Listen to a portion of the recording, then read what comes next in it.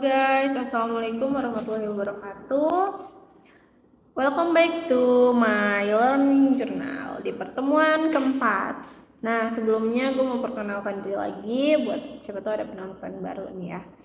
Nama gue Nur Kamila Rusda, mahasiswa jurusan Bimbingan Konseling Islam semester 5 dari UIN Sultan Maulana Hasanuddin Banten. Nah, seperti yang sudah ketahui bahwa video ini dibuat untuk memenuhi tugas mata kuliah Teknik Produksi Film. Langsung saja, pada pertemuan keempat ini dibahas tentang unsur-unsur dari produksi film dan juga divisi produksi film. Yang pertama itu unsur-unsurnya dulu ya. Unsurnya dalam produksi film itu terbagi menjadi dua, ada unsur naratif dan sinematik. Unsur naratif itu berhubungan dengan aspek cerita film, seperti tokoh, konflik, lokasi, waktu, plot, dan lain sebagainya. Nah, jadi unsur naratif itu mengandung elemen-elemen tersebut. Nah, selanjutnya itu ada unsur sinematik.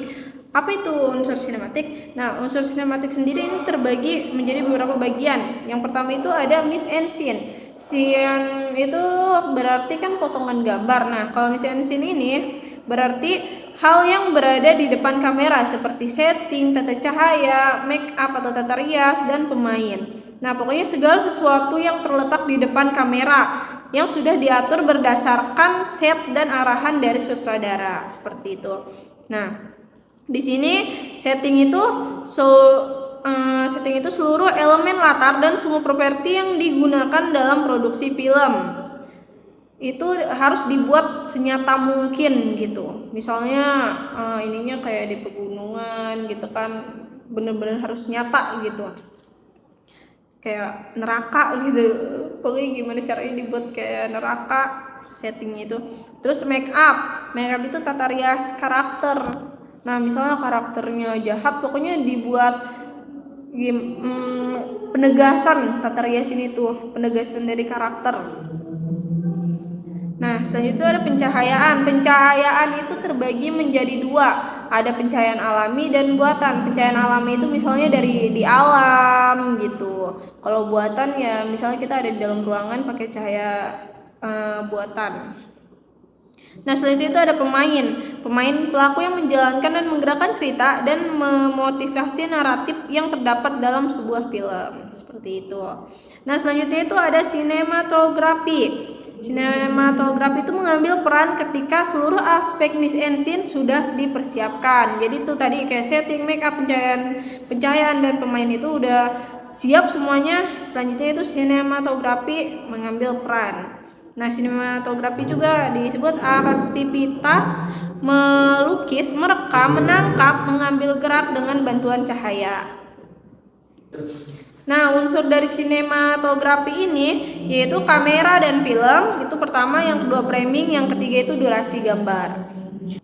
Selanjutnya itu ada editing dan suara. Nah, biasanya yang melakukan hal ini itu disebut editor. Editor itu menyusun gambar atau shoot hasil perekaman menjadi sebuah cerita utuh gitu. Jadi potongan-potongan gambar, potongan itu dibuat jadi satu menjadi cerita utuh gitu loh, menjadi satu cerita, dan menciptakan kembali. Jadi bukan membuat lagi, tapi menciptakan kembali untuk mencapai efek yang lebih besar dari aksi-aksi dalam scene-scene yang dikumpulkan gitu. Terus jenis dari editing dan suara ini ada dua, itu pertama pembicaraan atau dialog, speech, yang kedua itu ada musik dan efek suara gitu. Oke, selanjutnya itu ada terkait divisi pembuatan film. Nah, divisi pembuatan film ini tuh ada yang pertama itu ada produser. Teman-teman pasti udah tahu juga sih. Produser itu sinias profesional yang membuat film. Produser itu memiliki wewenang dan tanggung jawab secara manajemen dan artistik terhadap proses produksi sebuah film. Tanggung jawabnya itu meliputi penentuan ide cerita, terus penulisan skenario, sutradara, kru dan pemain, serta merancang produksi, promosi, pemasaran, dan menyusun anggaran. Selanjutnya itu ada produser pelaksana atau line producer. Nah, ini tangan kanan produser untuk urusan teknis gitu. Ibaratnya kayak apa ya namanya? Sekretaris gitu ya. Nah, yang kedua itu ada manajer produksi atau unit produksi manajer. Bekerja di bawah supervisi produser pelaksana. Manajer produksi bertugas memastikan segala sesuatu yang bersinggungan dengan produksi. Seperti itu. Lebih ke hal-hal fisik, bukan kreatif. Nah, selanjutnya itu ada akuntan produksi yang memantau dan mengelola perputaran kas dalam suatu produksi, lebih ke anggaran ya. Terus yang kedua itu manajer lokasi. Biasa bekerja sebagai tim dengan location scout, bertugas mencari lokasi yang sesuai dengan visi sutradara. Nah, selanjutnya itu ada production assistant. Nah, biasa disebut dengan PU, pembantu umum, bertugas untuk membantu tim produksi secara generik. Nah, selanjutnya ini ada sutradara, penanggung jawab kreatif utama dalam produksi film, berkontribusi di segala aspek mulai dari penentuan plot dan alur cerita, memilih peran, memilih kru utama, menentukan blocking pemeran, pengembangan karakter, memilih lokasi yang dibutuhkan cerita, referensi musik, pergerakan kamera, pilihan shoot, dan lain sebagainya. Nah, yang terakhir itu ada penulis. Penulis itu bersama sutradara mengembangkan cerita dari coretan hingga menjadi naskah. Seperti itu. Jadi sebelum film ini dibuat kan harus ditulis dulu kan ceritanya gitu, buat jadi sebuah film gitu. Nah, udah materinya sampai situ. Selanjutnya itu kemarin tuh ada pertanyaan-pertanyaan. Yang pertama itu ada perbedaan naratif dan sinematik. Dijawab sama pengahala. Perbedaannya itu tentu berbeda dari pada teori dan prakteknya. Nah, selanjutnya itu apa yang menjadi alasan tahap produksi film penting dilaksanakan? Alasannya itu dengan produksi terdapat perencanaan yang matang. Jadi sebelum produksi itu mulai kan harus mulai perencanaan gitulah.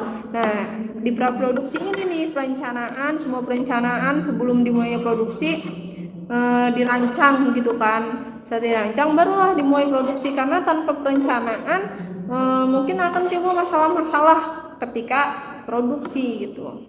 Jadi penting banget ya praproduksi ini dalam jalannya produksi film. Nah, selanjutnya itu ada tips memasukkan musik yang nyambung gitu di film. Tipsnya itu di sini dijawab sama pemakalan sendiri, disesuaikan dengan situasi yang terjadi dalam filmnya. Nah, saya setuju sih. Kalau misalnya adegannya lagi sedih, ya tentu lagunya itu sedih gitu.